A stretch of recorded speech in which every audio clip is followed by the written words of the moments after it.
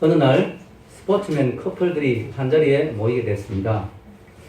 사회자가 스포츠맨 커플들을 앉혀놓고 인터뷰를 진행했습니다. 그는 먼저 남녀 태권도 선수 부부에게 질문을 했습니다. 혹시 두 사람은 부부싸움은 하시지 않습니까? 그러자 그 태권도 선수 부부가 말하기를 저희들은 말로만 싸우지 몸으로는 싸우지 않습니다. 몸으로 싸우면 큰일 납니다. 그렇게 이야기했어요. 그러니까 그렇게 했군요. 그러면서 또 옆에 있는 다른 커플에게 물어봤습니다. 두 분도 스포츠 선수신데요. 두 분은 싸웁니까? 부부싸움 합니까? 하니까 이야기하기를 저희들은 말싸움도 아예 안 합니다. 어떻게 그렇게 말싸움조차 안 할 수 있습니까? 두 분이 종목이 뭡니까? 하니까 부인이 대답하기를 저는 양궁 선수고 남편은 사격 선수입니다. 네, 양궁 선수, 사격 선수. 둘이 뭐 열받으면 큰일 나죠. 네, 바로. 오늘이 무슨 날이냐면은 5월 가정의 달인데 오늘이 5월 20일이래요. 5월 20일이 뭐냐면 둘이 하나 된다 해서 부부의 날입니다. 오늘이 5월 21일 둘이 하나 된다. 가정의 달 5월 달에 5월 21일. 아마 목사님이 만드신 걸로 아는데요. 어떤 목사님이. 어쨌든 둘이 하나 되는 가정의 달을 맞이해서 제가 오늘 가정에 관한 말씀을 좀 전하고자 합니다. 우리가 하나님 주신 이 땅에 주신 두 가지 중요한 제도가 있는데 하나가 교회고 하나는 가정이에요. 이건 인간이 만든 게 아니고 하나님이 제정하시고 만드신 두 가지 중요한 기관이 교회와 가정이에요. 그래서 우리가 인생을 살다가 경험하는 것은 교회나 가정이 평온치 못하면 내가 행복하지 않아요. 내가 세상에서 성공하고 돈을 많이 벌고 뭘 많이 누리더라도 내가 다니는 교회가 시끄럽고 막 힘들고 교회 정착이 안 되고 은혜가 안 되면 삶이 재미가 없어요.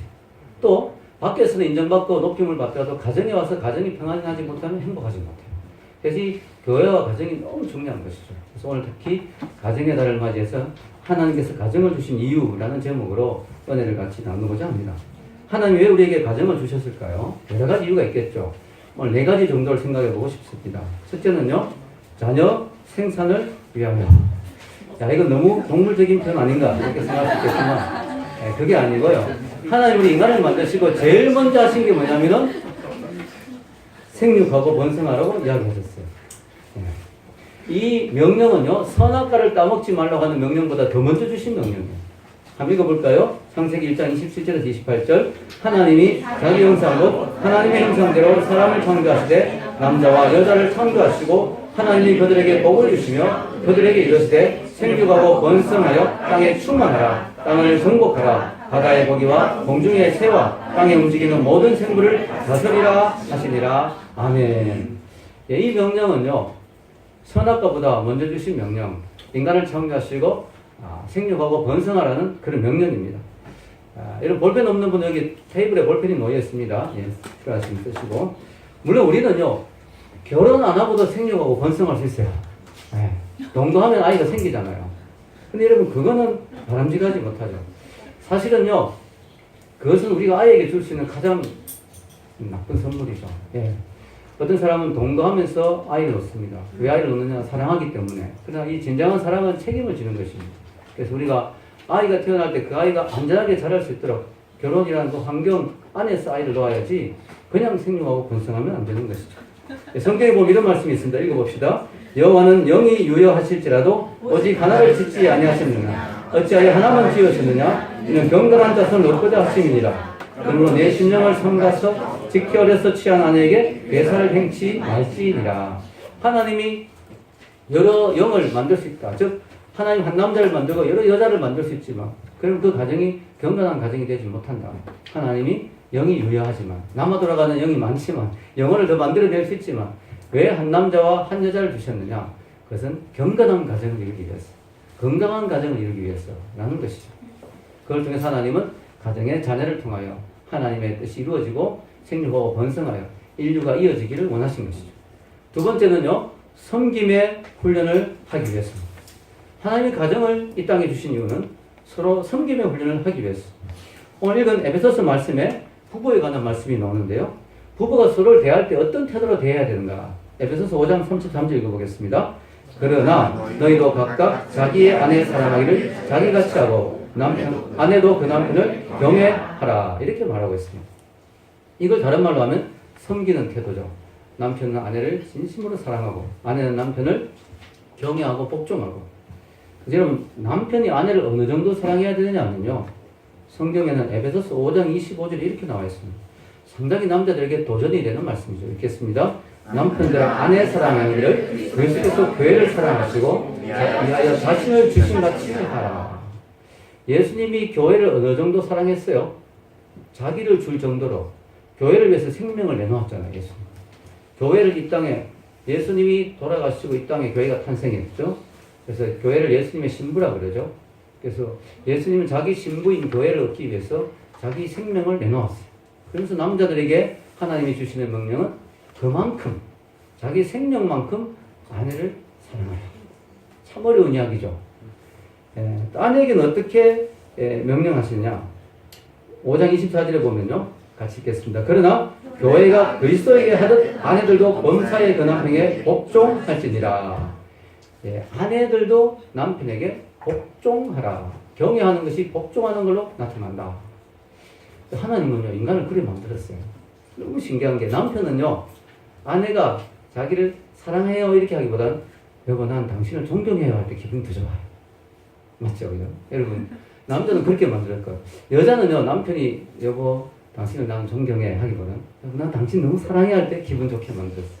성경이 그렇게 만들어 놨어요, 하나님. 그래서 남편은 아내를 정말 생명 다해 사랑하고 아내는 남편을 목숨 다해 순종하고. 여러분, 그 복종하고 순종한 건 교회가 그리스도에게 하듯 교회는 예수님에게 절대 복종이잖아요. 아내는 남편에게 절대 복종. 자, 그러면 여러분 기분 나쁠 수 있죠, 자매님들은. 아니 이거 무슨 유교적인 사고도 아니고 뭐냐. 근데 제가 어느 날 깨닫게 됐어요. 내가 만약에 여자라면 나를 생명받쳐 사랑하는 남자에게는 생명받쳐 복종하고 싶지 않겠나.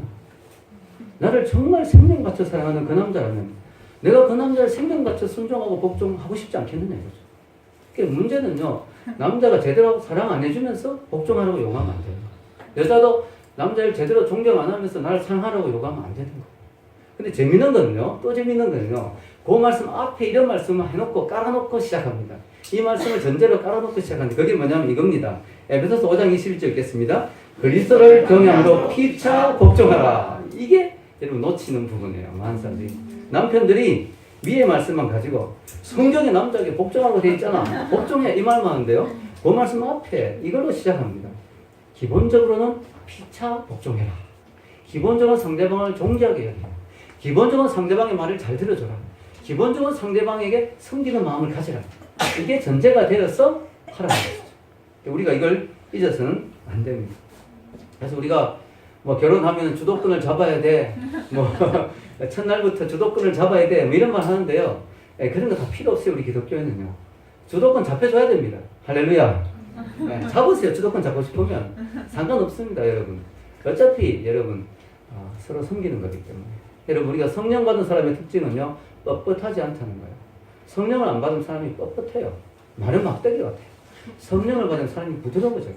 순종적이 되고, 순종적이 되고, 온유해지고, 겸손해지고, 부드러워지는 게 성령 받은 사람의 특징이에요. 그래서 성경에 보면 어린아이 같아진다 그러죠. 우리가 여러분, 어린아이 같아진 거하고 유치해지는 거하고 다르거든요. 어린아이 같아진다는 건 영어로 childlike, 유치해지는 childish. 유치해지면 안 되지만, 어린아이 같아요. 어린아이들의 특징이 부드럽잖아요. 어린아이들이 보들보들하잖아요. 어른들은 뻣뻣하고 막 자기 고집 피우고 막.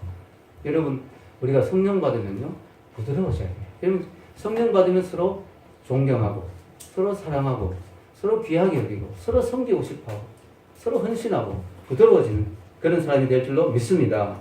여러분, 우리가 섬기는 훈련을 해야 되죠. 우리가 하나님의 귀한 종이 되려면, 우리가 하나님께 쓰임받으려면 섬기는 사람이 되어야 되는데, 그 섬기는 훈련을 가장 먼저 어디서 하느냐? 집에서 해요, 집에서.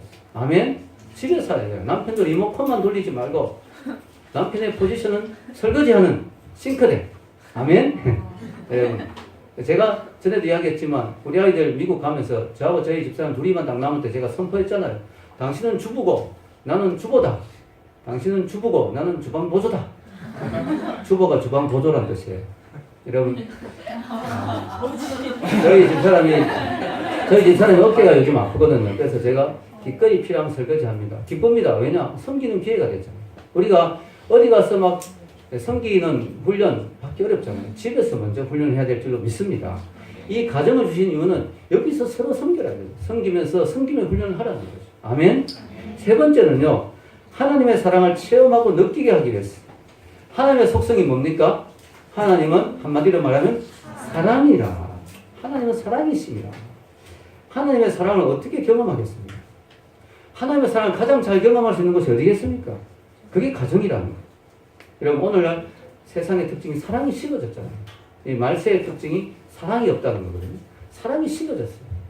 그럼 우리가 어디서 이 하나님의 사랑을 경험하겠습니까? 가정이죠. 그래서 어떤 사람은 패밀리, 가족이란 말의 뜻을 이렇게 풀이했어요. 너무 멋지죠? 패밀리의 뜻이 뭐예요? Father and Mother, I love you. 이게 패밀리의 뜻이에요. 이게 약자라는 거예요. 약자. 여러분 정말 아름다운 가정의 정의죠.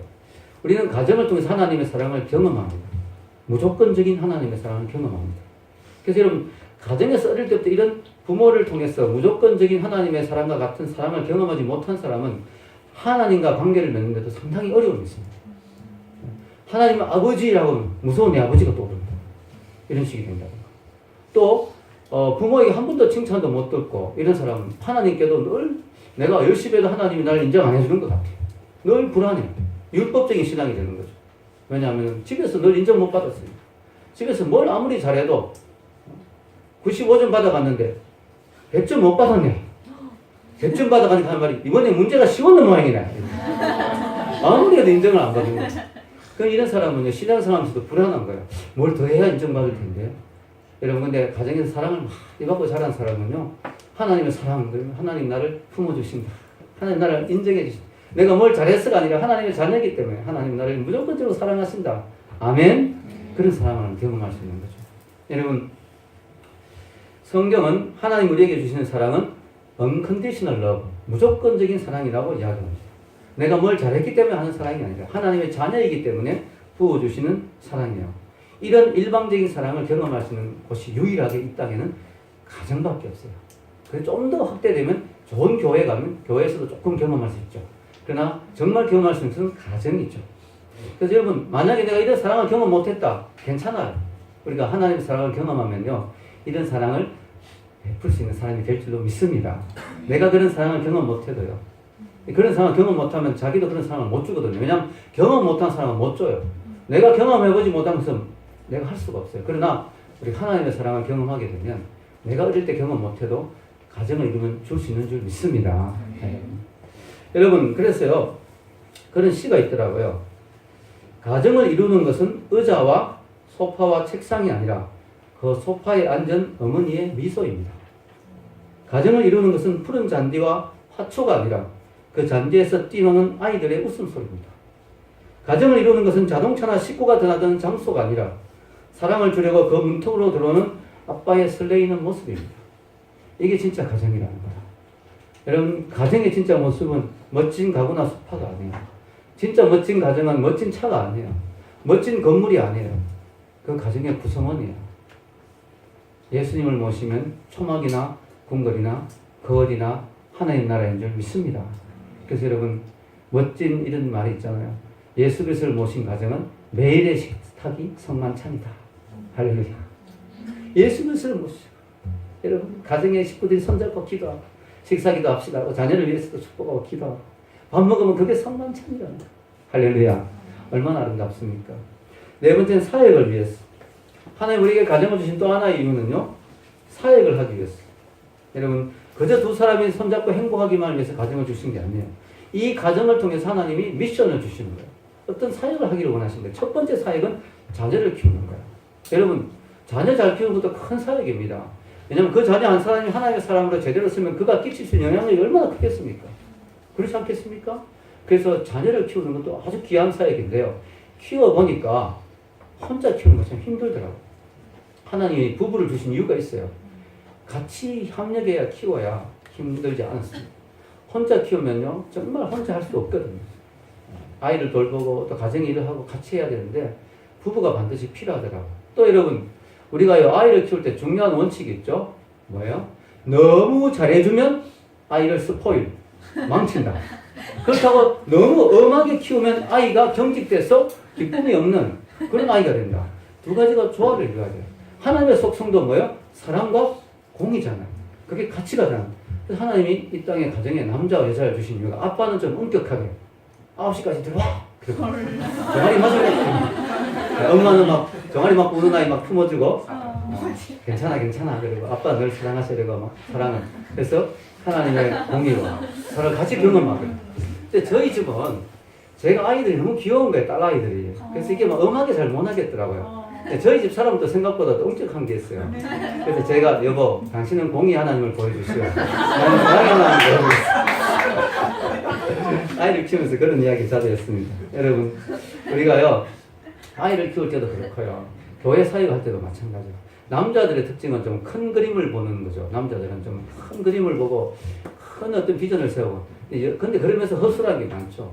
여자들은 꼼꼼하잖아요. 세밀하잖아요. 그래서 디테일한 부분을 또 잘 체크하죠. 그러다 보니까 사역을 해도 부부가 같이 하면 시너지 효과가 일어나서 좋은 결과가 있어요. 여러분도 보시다시피 저하고 저희 집 사람이 성격이 완전 다르거든요. 처음에는 그것 때문에 너무 힘들었는데 중요한 거는 그렇기 때문에 완전히 다른 부분을 커버할 수 있다는 거예요. 교회 사역에서 둘이 다 성격이 비슷하면요 같은 것밖에 못 보잖아요. 그러니까 놓치는 부분이 많을 거 아니에요. 근데 저는 교회에 이렇게 설교하고 대외적으로 이렇게 또 책도 쓰고 강의 다니고 뭐 이렇게 비전을 제시하고 교회 이런 장소 없는 것도 다 제가 있잖아요. 이런 큰 일들은 제가 하고 또 저희 집 사람은 교인들 붙들고 상담해주고 참 위로해주고 챙겨주고 여보 누가 더 힘든 것 같아 그러고 그죠? 또 케어해주고 이런 것도 너무 잘하더라고요. 연사가 있더라고요. 이런 거 같이 하니까 교회가 건강하게 생각하는 줄 믿습니다. 우리가 주님의 사역을 해야 돼요. 우리가 뭐 선교를 할 수도 있고 다른 사역 다양한 사역이 있겠죠. 교회를 위해서 또 주님의 나라를 위해서 부부가 같이 하면 더 귀하게 더 잘할 수 있는 줄 믿습니다. 여러분 오늘날 그리고 또 하나는 이제 부부가 서로 위로하고 격려해주고 도와주기 위해서 그것까지 기억하시고요. 오늘날 이 가정의 위기가 참 심각한데요.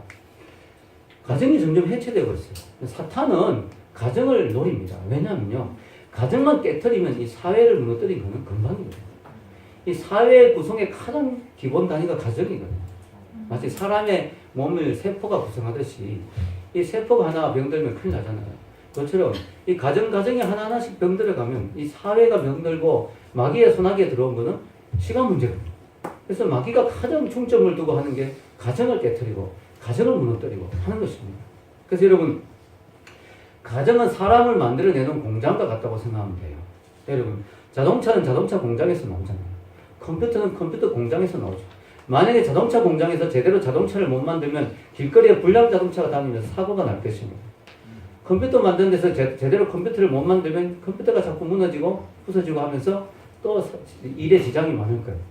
마찬가지입니다. 가정이 건강하지 못하면 그 가정에서 불량 자녀들이 나오게 돼요. 그러면 그 자녀들이 크면은 불량한 지도자가 되는 거죠. 네. 그리고요, 불량한 사장이 되고요, 불량한 그런 사업자가 되고, 그러면서 이 세상이 다 썩어가는 거죠. 그리고 우리가 자녀를 때부터 정직하게 키우고, 그죠? 진실되게 키우고, 하나님 경외한 자녀를 키우고 할 때, 그런 자녀 한 사람 한 사람이 더 키워지고 세워질 때, 여러분 어떻게 되면 이 사회가 건강한 사회로 변하는 거예요. 사실 우리가 이 사회를 변혁시키자, 뒤집자 하는 말을 많이 하지만요. 한동계도 Why not change the world라고 하지만 사실은 믿는 사람들이 열심히 결혼해서 자녀를 놓고 그 자녀를 믿음으로 잘 키워나가면요. 우리나라가 금방 복음화 될 수 있어요. 왜냐하면 요즘 아이를 잘 안 놓잖아요. 믿는 사람들이 아이를 열심히 놓고 그 아이를 믿음으로 잘 키우면 한 10년, 20년 지나면 우리나라가 완전히 복음국가로 바뀔 거예요. 여러분, 우리가요. 정말 중요한 것은요. 가정에서 건강한 아이를 만들어내야 돼요. 문제는 뭐냐. 오늘날 비정상적인 가정이 너무 많다. 결혼하지 않고 태어나는, 즉 결혼하지 않는 가정에 태어난 아이들이 너무너무 많다. 그리고 정상적인 가정이 너무너무 줄어들고 있었어요. 프랑스에서는요, 지금 4분의 1 정도 가정이 그냥 우리가 잘 아는 건강한 가정이고, 나머지 가정들은 다 여러 가지 문제가 있는 가정. 그렇게 지금 뭐 우리나라도 이혼율이 높아지고 있고요.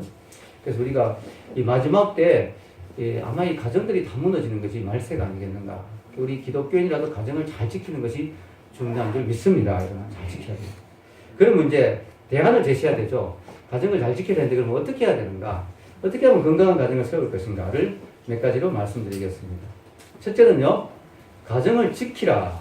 이게 무슨 뜻이냐면은 가정, 여기서는 결혼이라는 거예요. 결혼을 깨지 말고 지켜라는 뜻이죠. 헨리 스미스가 이런 말을 했어요. 사람은, 제가 여기 안 적어놨는데요. 사람은 먼저 사랑을 선택해야 하고, 그 다음에는 그 선택을 사랑해야 한다.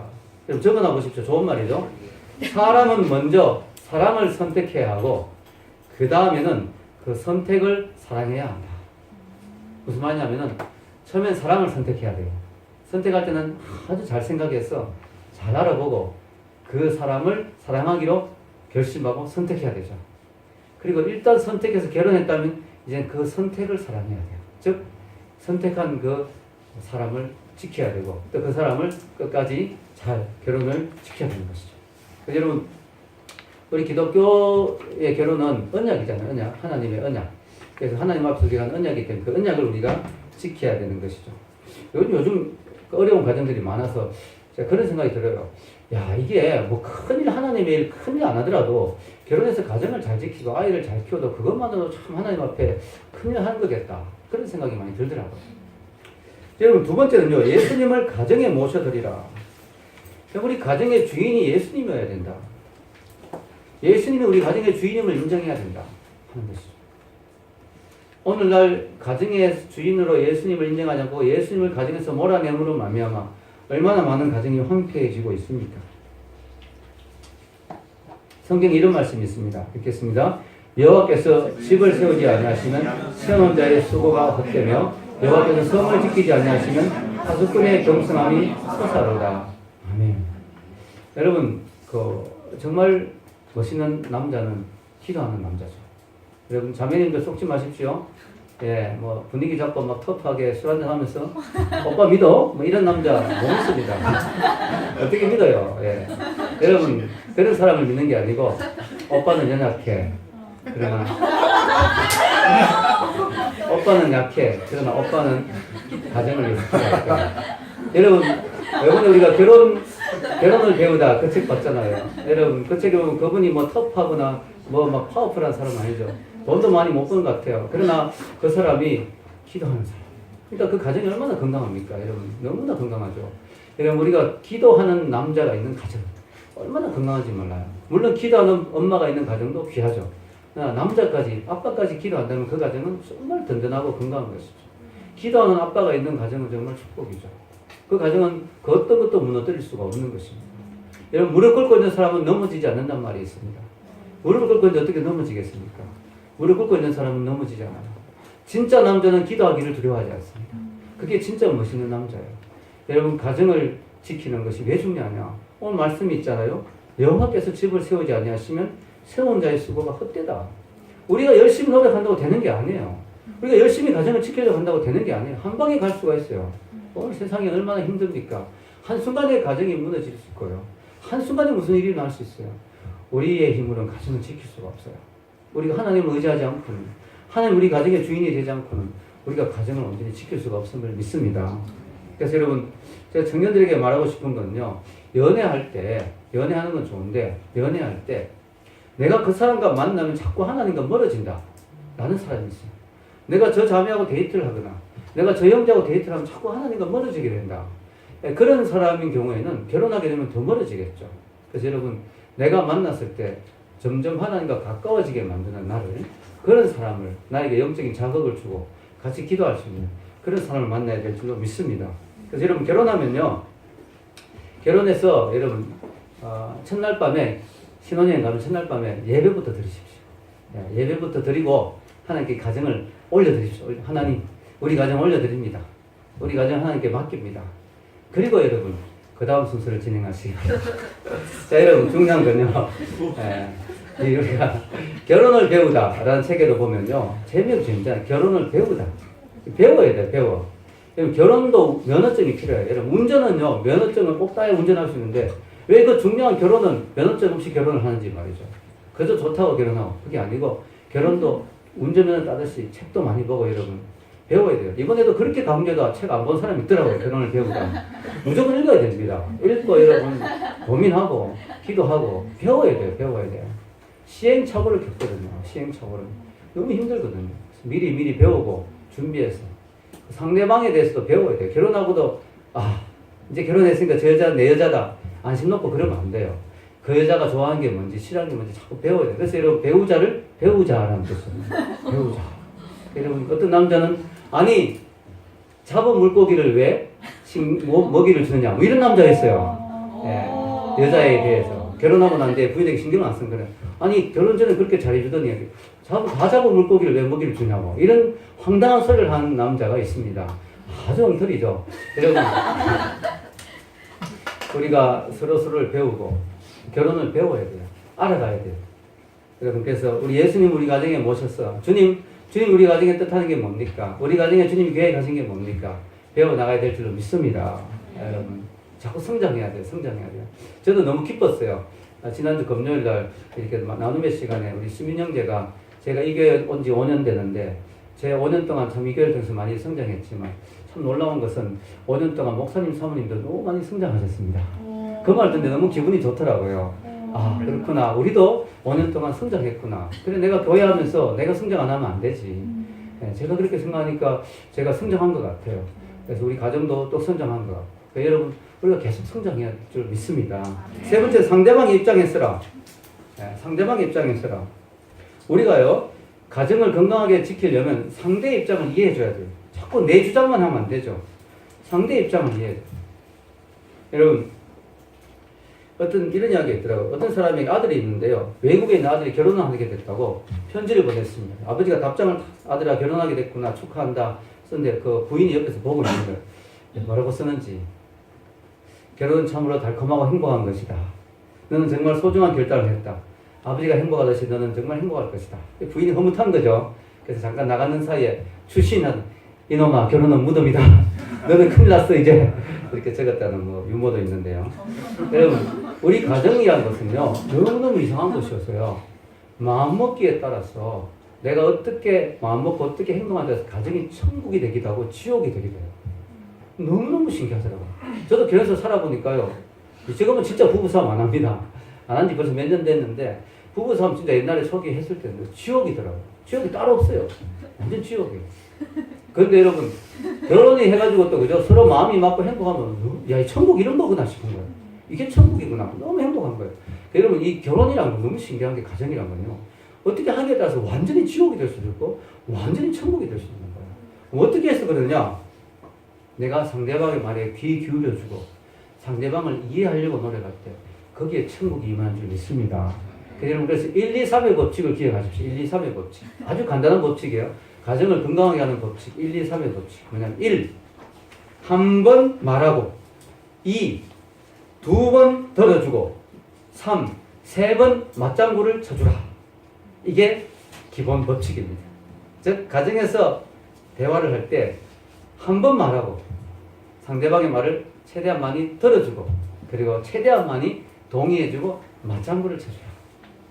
그럼 특히 남자들이 하는 실수가 뭐냐면 여자들이 나 오늘 너무너무 힘들었어 라고 이야기. 오늘 나 회사에서 너무 힘들었어. 김 부장님이 막 너무 힘들었어. 그러면 남자들은요 솔루션 답을 주려고 합니다. 아 그 김 부장님 그 좀 사이동 해야 되겠네. 아니 당신이 뭐 다른 부서로 옮기는 건 어때? 근데 부인이 원하는 건 그게 아니에요. 대부분의 경우 여자들은 당신 많이 힘들었구나. 너무 힘들었지. 정말 수고 많았어. 이걸 듣고 싶은 거예요 부인은. 근데 멍청한 남자들은 답을 자꾸 주는 거예요. 그럼 여자들은 너무 이게 뭐야 남자 내 마음을 몰라준다 이거지. 난 지금 외로워서 위로받고 싶은데 여러분 이게 서로 배워야 되는 거죠. 서로 상대를 이해해야 되는 거죠. 이게 잘 이해 못하거든요. 그래서 여러분 여자들도 남자들 이해해야 되고요. 완전히 하나님 남자와 여자 내 구조 자체를 완전히 다르게 만드셨어요. 그래서 남자들은요 뭐 간섭 받는 거 싫어하고 뭐 남자 체면 깎이는 거 싫어하고 그래서 길 갈 때도 차 몰 때도 남자들은 길 안 묻잖아요. 왜냐? 그 체면 상한데 남자로서. 그 여러분 지금 오죽하면 모세가 길을 안 물어가 40년 동안 광야에서 방황했다는 말도 있잖아요.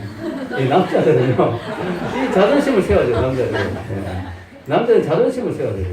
그래서 여러분 우리가 서로를 잘 이해하고 상대방의 입장에서 써야 될 줄 믿습니다. 여러분 이걸 상대방의 말을 듣고 이해하려면요 어떻게 해야 되냐면 내 마음에 상대를 존중하는 마음이 있어야 돼요. 왜냐면 존중한 마음이 없으면 상대방이 뭔 이야기하면 또 그 소리 한다 이러고 그죠? 무시해서 무시하고 됐습니다. 심각하게 안 들어요. 진지하게 안 들어요. 특히 남자들이 제일 하는 실수가 뭐냐면 신문 들고 신문 보면서 듣는 거. 말해봐 이러고 신문 보고 있는 거. 여러분 귀를 기울이고 관심을 가지고 얼굴을 보면서 듣는데요.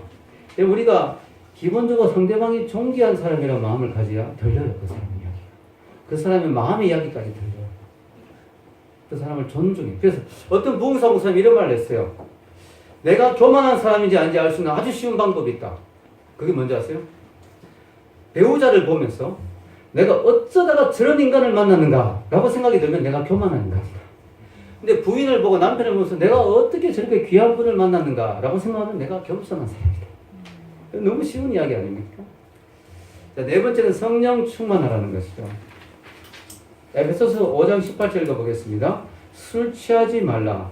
이는 방탕한 것이니 오직 성령의 충만을 받으라. 이거 너무 신기한 게요. 부부와 관계, 남편은 어떻게 하라, 아내는 어떻게 하라. 그 말씀 이전에 이 말씀이 먼저 나온다는 게 너무 신기하지 않습니까? 왜 성령 충만한 말이 먼저 나오냐? 이 사랑은, 이 섬김은 내 힘으로 안 되는 거죠. 성령 충만해야 할 수 있죠. 솔직히 말해서 맨정신으로 못합니다. 어떻게 하루 이틀은 할 수 있죠, 하루 이틀은. 근데 1년 365일, 10년, 20년, 30년, 50년, 100년 내가 어떻게 부인에게, 남편에게 한결같이 섬기고 사랑하고 존경할 수 있겠습니까? 그건 내 힘으로 안 되죠. 그래서 성령 충만해야 할 수 있는 거예요. 아멘. 그래서 여러분 이 가정에 대한 이야기를 에베소서에 주시기 전에 미리 성령 충만한 말씀을 먼저 주시는 거야. 내가 먼저 성령 충만해야 내가 그 일을 할 수가 있는 거야. 가정을 제대로 섬길 수가 있는 것이죠. 여러분요, 이상한 게 있습니다. 성령이 충만하면 사람의 눈이 달라져요. 성령 받지 않은 사람의 눈은 독수리 눈 같죠. 무리하게 뭐 터집 잡을 거 없나 싶어서. 근데 성령을 받은 사람의 눈은 어떻게 바뀐지 알아요? 비둘기 눈으로 바뀌어요. 비둘기. 아가스에 보면 내 사랑하는 자여 비둘기 같아. 비둘기 눈이 다 되는 거예요. 비둘기 눈의 특징이 뭐냐? 모든 게 다 사랑스러워. 모든 게 다 예뻐 보여. 여러분 그렇잖아요. 가정에 남자가 아무리 능력 있고 멋있으면 뭐합니까? 부인이 보기 찌질하게 보이는데. 그러면 그 가정은 지옥이죠. 부인이 아무리 예쁘고 미녀면 뭐합니까? 남자 보기엔 못생기게 보이는데. 반대로 남자가 좀 능력이 부족하고 좀 많이 부족해도 여자가 보기엔 참 귀한 남편으로 보이면 그 가정이 행복이 오는 거 아니겠습니까? 부인이 뭐 누가 다른 사람 보기엔 그 부인 안 이쁘다고 해도 남편 눈에 이뻐 보이면은 그 가정에 하나님의 은혜가 있는 거 아니겠습니까? 우리가 결혼할 때는 다 이뻐 보이고 멋있어 보이니까 결혼한 거 아니에요. 눈에 찌짐이 발리고 귀에 떡볶이가 꽂혀서 결혼하는 거 아니겠습니까? 중요한 성령 충만하면 그 찌짐과 떡볶이가 영원히 떨어지지 않을 줄 믿습니다. 네. 아멘 안 하네. 맛이 없다 이거죠. 네. 그래야 돼요. 이런 착각은 좋은 것입니다. 네. 사랑스러워 보여야 돼요. 성령 충만해야 되거든요. 결론을 내리겠습니다. 오늘 여러 가지 사회 문제가 정말 많은데요. 이 모든 문제의 근본은 가정이에요. 아마 가정이 건강해지면 80~90%는 해결된다고 봅니다. 여러분 그래서 오늘날 이 기독교인 가정, 이 가정을 잘 세울 때 정말 이 사회가 정말 아름다워지고 건강해지고 이걸 위해서 우리 기독교인들이 책임이 크다고 봅니다. 여러분 결혼 자체가 도박이죠. 그 사람은 100% 알고 결혼한 게 아니잖아요. 하나님의 인도하심을 받아야 돼요. 그래서 우리가 기도를 많이 해야 되고요. 결혼했다고 안심하지 말고 계속 한결같은 마음으로 기도하고 가정을 세워나가야 될 줄로 믿습니다. 이런 은혜가 있기를 주의 이름으로 축원합니다.